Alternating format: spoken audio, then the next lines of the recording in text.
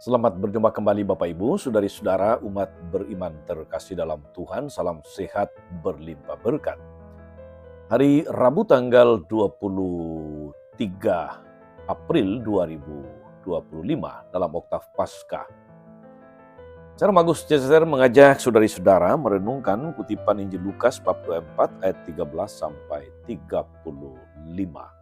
Kita mendengarkan sabda Tuhan dalam nama Bapa dan Putra dan Roh Kudus. Amin. Pada hari Sabat sesudah Yesus dimakamkan, dua orang dari murid-murid Yesus pergi ke sebuah kampung bernama Emmaus yang terletak kira-kira 7 mil jauhnya dari Yerusalem. Dan mereka bercakap-cakap tentang segala sesuatu yang telah terjadi. Ketika mereka sedang bercakap-cakap dan bertukar pikiran, datanglah Yesus sendiri mendekati mereka, lalu berjalan bersama-sama dengan mereka. Tetapi ada sesuatu yang menghalangi mata mereka, sehingga mereka tidak dapat mengenali Dia. Yesus berkata kepada mereka, "Apakah yang kamu percakapkan sementara kamu berjalan?" Maka berhentilah mereka dengan muka muram. Seorang dari mereka, namanya Kleopas, menjawabnya, "Adakah engkau satu-satunya orang asing di Yerusalem yang tidak tahu apa yang terjadi di situ pada hari-hari belakangan ini?" Katanya kepada mereka, "Apakah itu?" Jawab mereka, "Apa yang terjadi dengan Yesus orang Nazaret? Dia adalah seorang nabi yang berkuasa dalam pekerjaan dan perkataan di hadapan Allah dan di depan seluruh bangsa kami. Tetapi imam-imam kepala dan pemimpin-pemimpin kami telah menyerahkan Dia untuk dihukum mati. Dan mereka telah menyalibkannya, padahal kami dahulu mengharapkan bahwa Dialah yang datang untuk membebaskan bangsa Israel. Tetapi sementara itu, lewat 3 hari sejak semuanya itu terjadi. Dan beberapa perempuan dari kalangan kami telah mengejutkan kami. Pagi-pagi buta mereka telah pergi ke kubur dan tidak menemukan mayatnya. Lalu mereka datang dengan berita bahwa telah kelihatan kepada mereka malaikat-malaikat yang mengatakan bahwa Yesus hidup. Dan beberapa teman kami telah pergi ke kubur itu dan mendapati bahwa memang benar yang dikatakan perempuan-perempuan itu, tetapi Yesus sendiri tidak mereka lihat. Lalu ia berkata kepada mereka, "Hai kamu orang bodoh, betapa lambannya hatimu, sehingga kamu tidak percaya akan segala sesuatu yang telah dikatakan para nabi. Bukankah Mesias harus menderita semuanya itu untuk masuk ke dalam kemuliaannya?" Lalu ia menjelaskan kepada mereka apa yang tertulis tentang Dia dalam seluruh kitab suci, mulai dari kitab-kitab Musa dan segala kitab nabi-nabi. Sementara itu mereka mendekati kampung yang mereka tuju. Ia berbuat seolah-olah hendak meneruskan perjalanannya. Tetapi mereka mendesaknya dengan sangat, "Tinggallah bersama-sama dengan kami, sebab hari telah menjelang malam dan matahari hampir terbenam." Lalu masuklah ia untuk tinggal bersama-sama dengan mereka. Waktu duduk makan dengan mereka, ia mengambil roti, mengucap berkat, lalu memecah-mecahkan roti itu dan memberikannya kepada mereka. Ketika itu terbukalah mata mereka dan mereka pun mengenali Dia, tetapi Yesus lenyap dari tengah-tengah mereka. Kata mereka seorang kepada yang lain, "Bukankah hati kita berkobar-kobar ketika Ia berbicara dengan kita di tengah jalan dan ketika Ia menerangkan kitab suci kepada kita?" Lalu bangunlah mereka dan langsung kembali ke Yerusalem. Di situ mereka mendapati ke-11 murid. Mereka sedang berkumpul bersama-sama teman-teman mereka. Kata mereka kepada kedua murid itu, "Sungguh, Tuhan telah bangkit dan telah menampakkan diri kepada Simon." Lalu kedua orang itu pun menceritakan apa yang terjadi di tengah jalan dan bagaimana mereka mengenali Yesus pada waktu Ia memecah-mecahkan roti.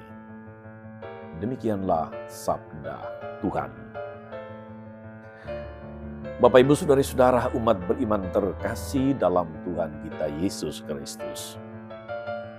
Pengalaman berjumpa dengan Yesus yang bangkit dialami oleh para murid. Awalnya oleh Petrus, Yohanes, Maria Magdalena, Tapi kemudian juga dialami oleh dua murid yang berjalan ke Emmaus, yaitu Kleopas dan Lukas. Dalam perjalanan memberi kita sebuah pelajaran hidup. Bahwasanya saudari-saudara, pengalaman luka, pengalaman air mata, pengalaman duka, pengalaman kehilangan yang sangat, itu menimbulkan berbagai macam perasaan negatif, seperti rasa kecewa, rasa marah, dan lain-lain. Secara manusiawi memang tidak mudah menerima seorang yang kita elu-elukan, seorang yang kita harapkan, justru mati dengan cara yang mengenaskan. Ada kekecewaan dan kegalauan yang sangat dalam di hati.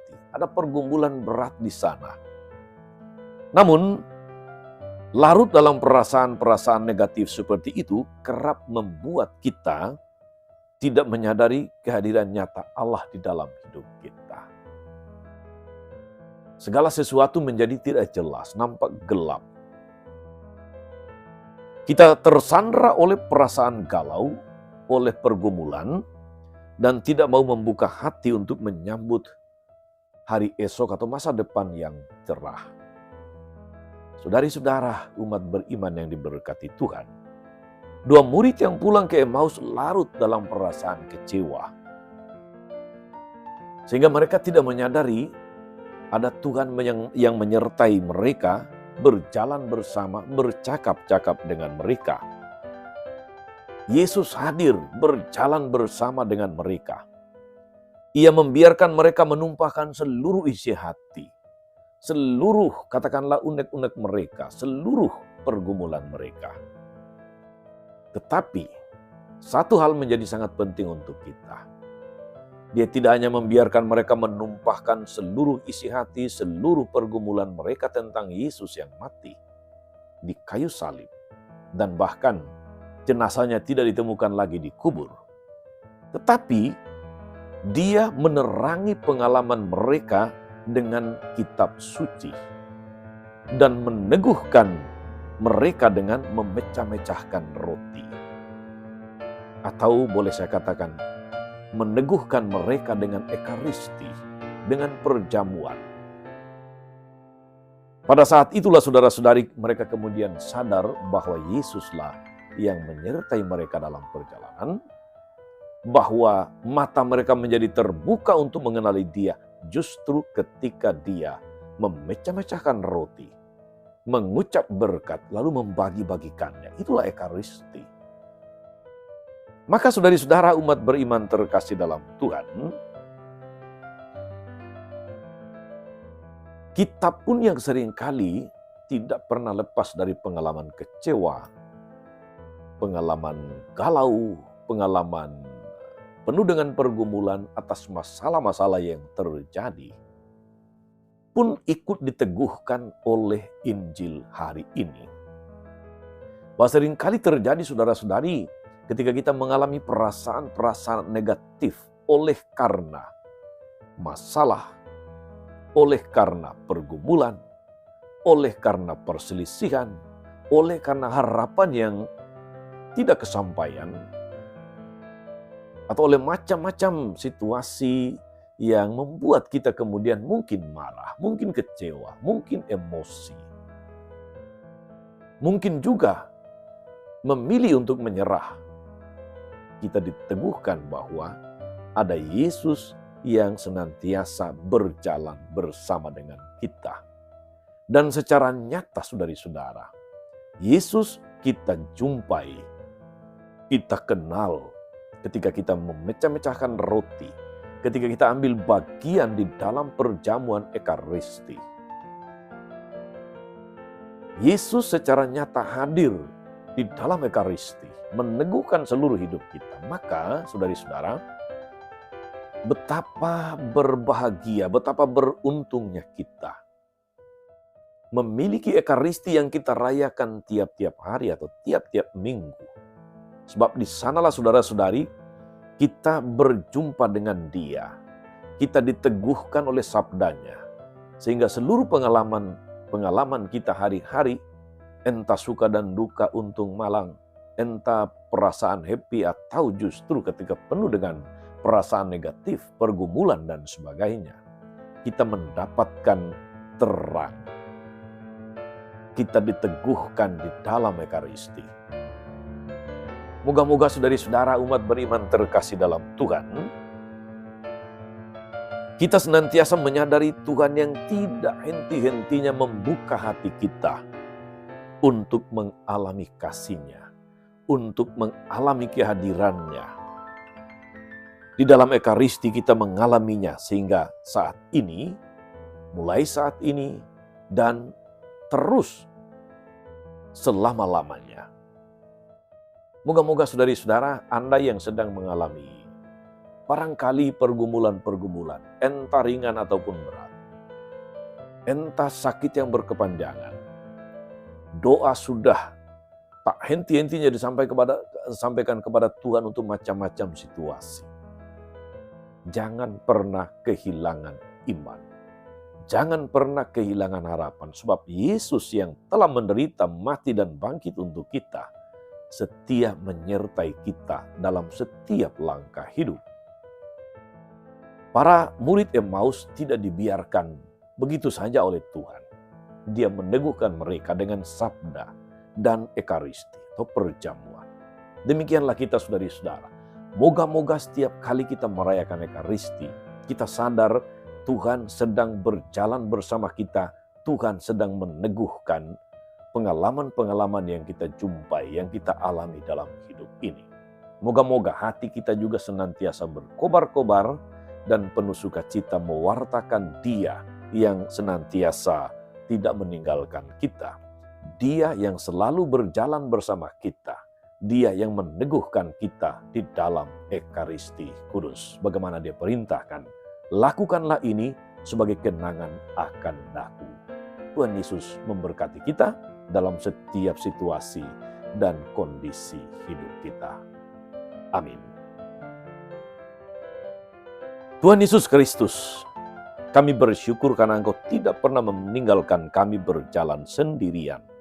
Lebih-lebih dalam situasi-situasi dipenuhi oleh perasaan-perasaan negatif, permasalahan-permasalahan, pergumulan-pergumulan, Engkau senantiasa berjalan bersama kami. Semoga kami pun mampu berjalan bersama orang lain yang sedang mengalami kekecewaan dan membawa mereka untuk memecah-mecahkan roti bersamamu. Terpujilah Engkau Tuhan sepanjang segala masa. Amin. Saudari-saudara sekalian, berkat Allah turun atas saudari-saudara, atas mereka yang kita doakan atau kita janjikan doa, mereka yang sakit dan menderita, segala rencana, karya dan pelayanan hari ini, Bapa dan Putra dan Roh Kudus. Amin. Tetap sehat, teruslah menjadi berkat. Jangan lupa like, subscribe, nyalakan lonceng notifikasinya. Salam 52, Tuhan memberkati.